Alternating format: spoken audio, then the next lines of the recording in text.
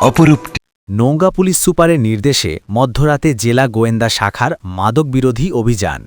২০ KG গাঁজাসহ একজন বড় মাদক ব্যবসায়ী গ্রেপ্তার।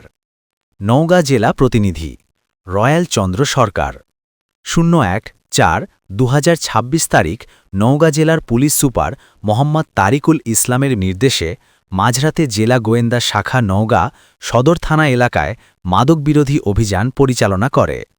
অভিযান পরিচালনাকালে জেলা গোয়েন্দা শাখা নওগাঁয়ের একটা টিম গোপন সংবাদের ভিত্তিতে জানতে পারে যে আসামি সুমন ৪৪ পিতা মৃত ফজলুর সাং পাইকপাড়া কোচগাড়ি থানা জেলা নওগাঁয়ের বসতবাড়িতে মাদকদ্রব্য গাঁজা আছে। অল্প সময়ের মধ্যে আসামি গাঁজা অন্যত্রে সরিয়ে ফেলবে।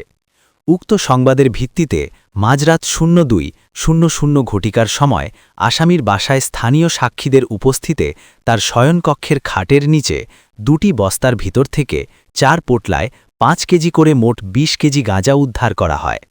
এ বিষয়ে আসামির বিরুদ্ধে নওগাঁ সদর থানায় মাদকদ্রব্য নিয়ন্ত্রণ আইনে মামলা দায়ের করা হয়েছে।